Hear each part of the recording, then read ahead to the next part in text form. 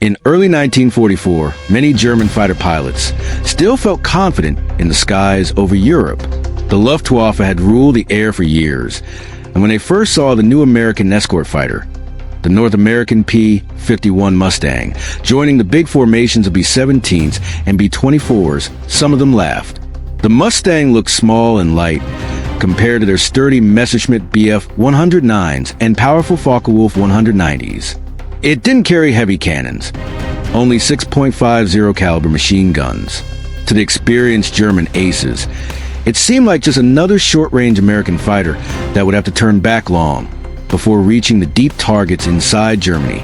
They thought the daylight bombing campaign would remain costly for the Americans, just as it had been in late 1943. But those laughs didn't last long. The P-51 Mustang was different from every fighter the Germans had faced before. It wasn't just fast or maneuverable, it could fly incredibly far. Thanks to a British Merlin engine and drop tanks hung under the wings, a Mustang could escort bombers all the way to Berlin and back, something no other Allied fighter could do at the time. Earlier escorts like the P-47 Thunderbolt and P-38 Lightning had to turn home early, leaving the bombers alone and vulnerable over the heart of the Reich. That changed everything when the Mustangs arrived in numbers. The man behind the Mustang's success was a quiet aviation designer named Edgar Schmud, but the real game changer was the decision to fit the sleek American airframe with the British Rolls-Royce Merlin engine. The Merlin gave the P-51 incredible performance at high altitude, where the bombers flew. Suddenly, American heavy bombers had fighter protection for the entire mission. German pilots could no longer wait safely above the clouds for the escorts to leave and then pounce on the defenseless bomber streams.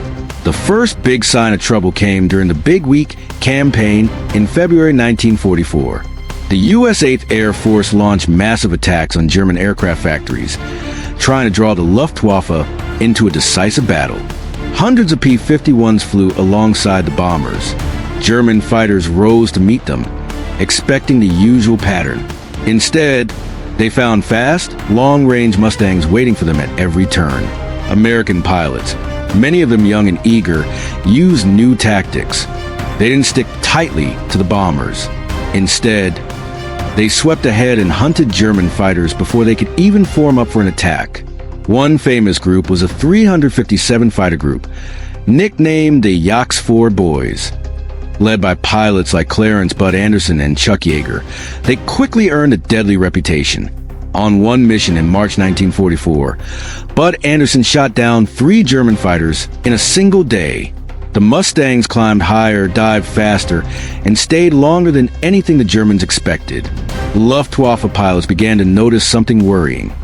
Whenever they tried to attack the bombers, silver Mustangs appeared out of nowhere. The psychological impact was huge. German aces who had hundreds of victories on the Eastern Front suddenly found themselves outnumbered and outranged over their own country. Fuel shortages and inexperienced new pilots made it worse for the Luftwaffe, but the P-51 was a real problem. It turned the sky over Germany into a hunting ground for American fighters. By spring 1944, the Luftwaffe was in serious trouble. The arrival of large numbers of P-51 Mustangs meant the American daylight bombing campaign could now strike anywhere in Germany without mercy. Cities like Berlin, Munich, and Hamburg were no longer safe. Oil refineries, ball-bearing factories, and aircraft plants were hit again and again. Each time, long-range Mustangs flew overhead, ready to fight. German commanders like Adolf Galland, head of the Luftwaffe fighter forces, begged for more fighters and better fuel, but it was too late. Galland himself admitted after the war that the P-51 was the aircraft that finally broke the back of the Luftwaffe. He said the day the Mustangs reached Berlin was the day Germany lost the air war. One of the most famous Mustang units was the all-black 332nd Fighter Group, known as the Tuskegee Airmen or Red Tails because of the bright red paint on their tails. Despite facing racism at home, these pilots proved themselves among the best. They escorted bombers on hundreds of missions and never lost a single bomber to enemy fighters, a record no other group matched. German pilots learned to fear the red-tailed Mustangs just as much as any others. The Mustang's secret was simple: excellent aerodynamics and that Merlin engine. The laminar flow wing reduced drag, and the powerful supercharged engine kept performance strong even at 30,000 feet. With 2 drop tanks, AP-51B or C model could fly over 1,600 miles. Later D models with bubble canopies gave pilots even better visibility and added more fuel in the rear fuselage, pushing range close to 2,000 miles on some missions. American pilots quickly learned to use the Mustang's strengths. They climbed above the German fighters, then dived down with tremendous speed. A favorite tactic was the bounce, diving out of the sun, firing a short burst, and zooming back up before the enemy could react. The 6.50 caliber guns fired fast and hit hard. A 2-second burst could send hundreds of bullets into a German fighter, often tearing it apart. German pilots tried everything to fight back. They attacked in large formations, used hit-and-run tactics, and even rammed bombers when ammunition ran out. But the Mustangs were always there, hunting them down. Experienced German aces were shot down one by one.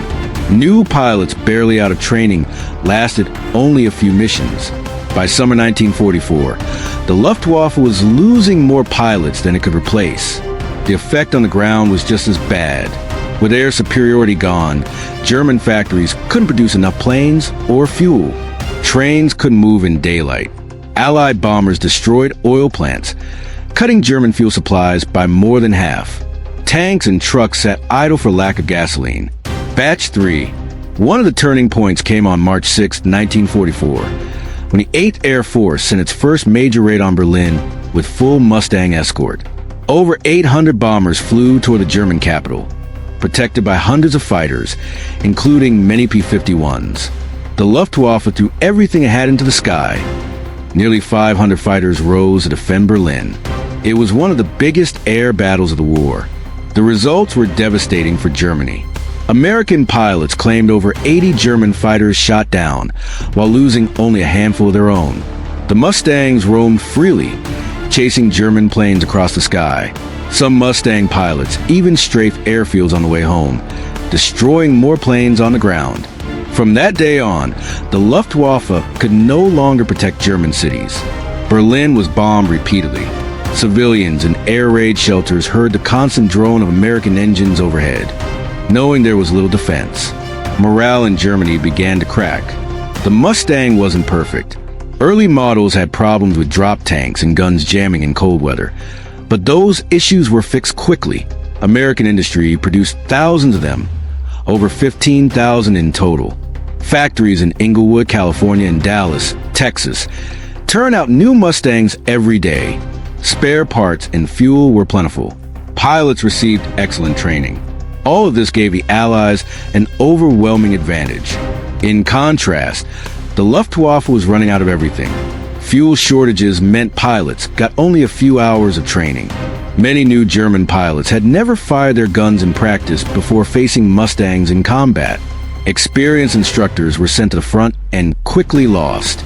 By late 1944, the average German fighter pilot had less than half the flight hours of his American opponent. The P-51 also began ground attack missions.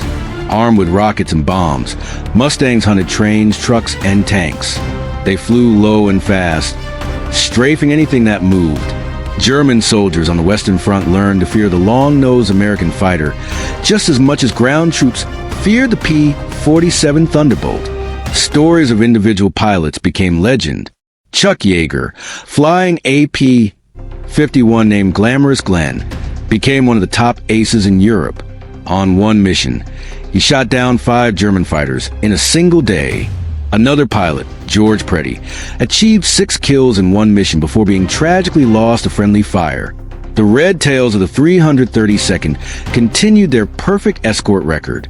On one tough mission to Berlin in March 1945, they fought off dozens of German fighters and brought every bomber home safely.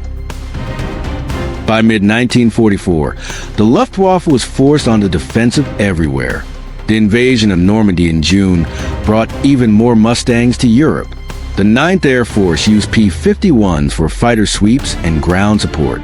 German columns trying to reach the front were attacked constantly from the air. The Falaise Pocket became a graveyard for German vehicles, as Mustangs and other fighters destroyed thousands of tanks and trucks. In the east, the situation was no better. Though most Mustangs fought in the West, the overall collapse of German air power helped the Soviets push forward. Without strong air cover, German armies on both fronts were exposed. Desperate measures followed. Germany rushed the Revolutionary Tu-62 jet fighter into service. The jet was much faster than any piston-engine plane, including the Mustang. For a short time, it seemed like a miracle weapon, but there weren't enough of them. Pilots were poorly trained, and jets were vulnerable during takeoff and landing. Mustang pilots learned to catch them at low speed or near airfields. Many Mi-262s were shot down by P-51s despite the speed difference. Fuel shortages grounded most jets anyway. By early 1945, the once proud Luftwaffe could barely get planes into the air. American bombers flew over Germany almost unopposed. Cities were reduced to rubble. Industry stopped.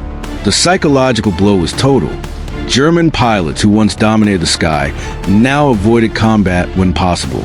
Some units refused to take off against heavy Mustang escort. The fear spread to the ground forces too. Soldiers hearing the sound of Merlin engines overhead knew help wasn't coming. After the war, captured German generals and pilots were asked what defeated them. Many pointed to one aircraft, the P-51 Mustang. It wasn't the fastest or the heaviest armed, but its range changed the entire war. By escorting bombers deep into Germany, it forced the Luftwaffe to fight and lose its experienced pilots.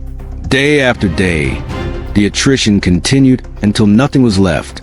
The Mustang also served in the Pacific, escorting B-29s over Japan and achieving similar success. But its greatest impact was over Europe, where it turned the tide of the air war. Today, restored P-51s still fly at air shows, their sleek lines and powerful sound reminding people the plane that helped win the war in the air. What began with laughter from German pilots ended with the complete destruction of their air force. Batch 5. Let's go back to the beginning of the Mustang story. The P-51 wasn't originally designed for long-range escort. In 1940, the British Purchasing Commission asked North American Aviation to build P-40 fighters under license.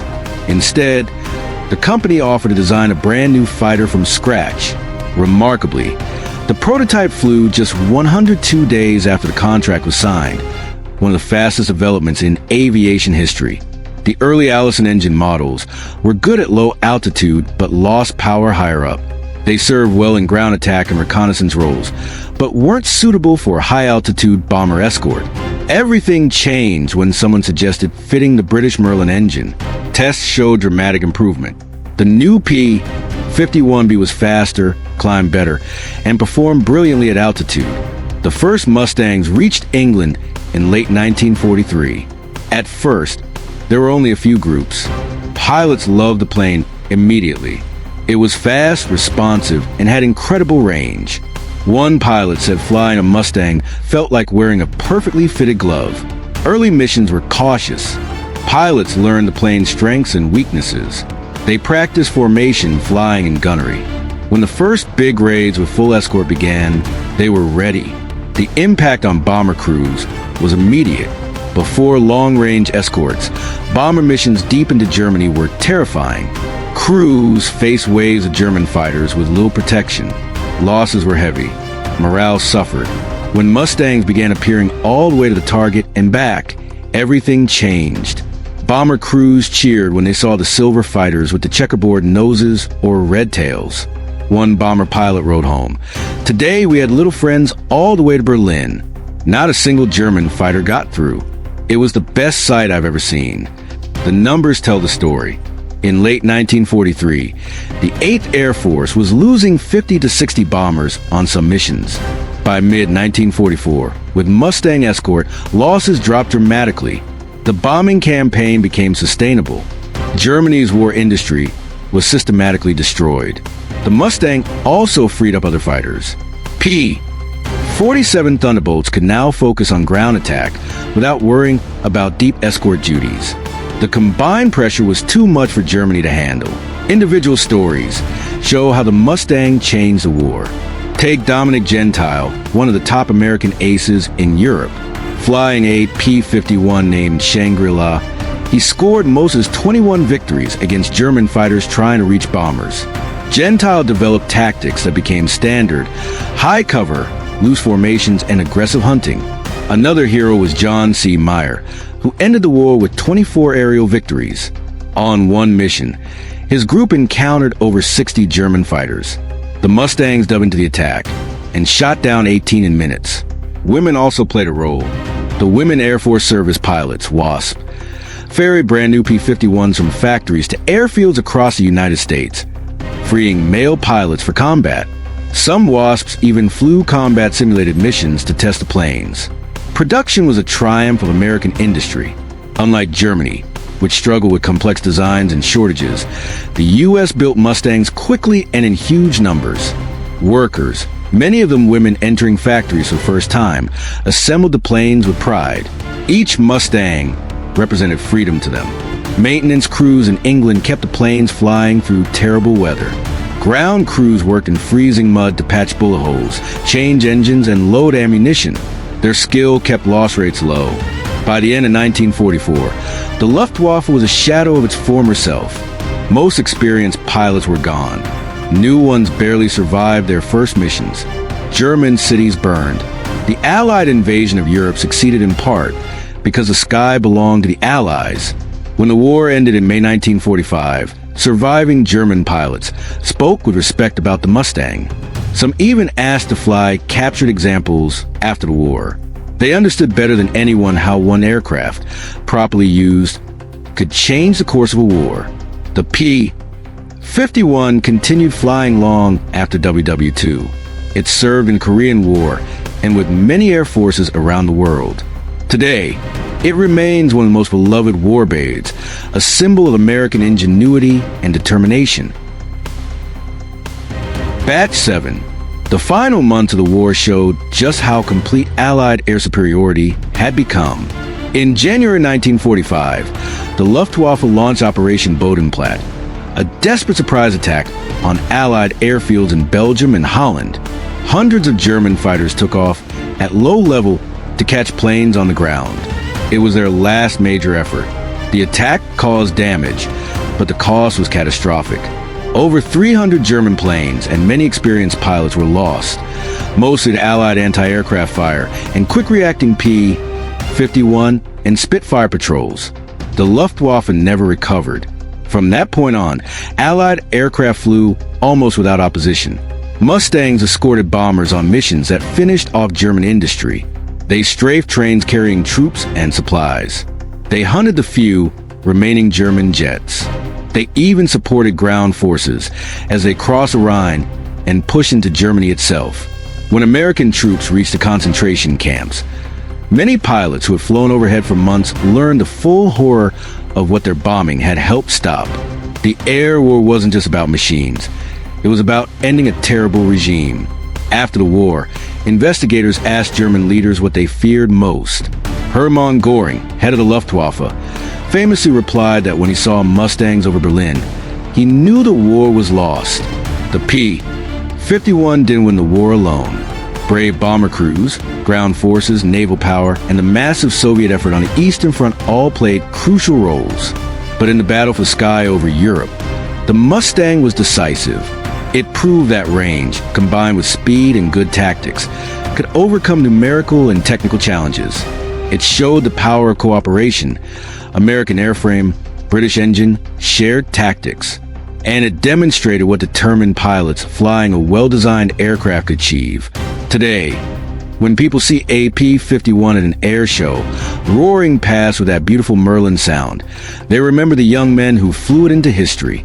What started with German laughter ended with Allied victory in the air and on the ground. The legacy of the P-51 Mustang goes beyond World War II. It became one of the most successful fighter designs ever, serving in nearly 30 air forces worldwide. In the Korean War, F-51s, as they were redesignated, flew ground attack missions until jets took over. Countries like Sweden, Australia, and South Africa flew Mustangs into the 1950s and 1960s. Many survive today as lovingly restored warbirds. At air shows around the world, the sight and sound of a Mustang in flight still thrills crowds. Pilots who fly them today say the plane handles beautifully, fast, responsive, and forgiving. The story of the P-51 is also a story of ordinary people doing extraordinary things. Factory workers building planes they'd never fly. Young pilots leaving home to fight far away. Ground crews working through cold and mud. Bomber crews trusting their little friends to bring them home. It's a reminder that wars are won not just by machines, but by people, designers, builders, maintainers, and pilots, working together toward a common goal. The German pilots who laughed in early 1944 never imagined how completely the tables would turn. By 1945, there were few left to tell the story. The Mustang didn't just escort bombers. It escorted freedom across Europe. When we look back at World War II, many aircraft stand out. The Spitfire, the B-17, the Zero. But few had the impact of the P-51 Mustang. It arrived at the perfect moment, with the perfect capabilities, flown by pilots who made the most of it. From mockery to fear, from defense to offense, the long-range Mustang changed everything. It helped shorten the war, save countless Allied lives, and ensure that daylight precision bombing could finish the job. The laughter stopped a long time ago. What remains is respect. For the plane, for the people who built it, and for the brave young men who flew into the heart of enemy skies to help win the war.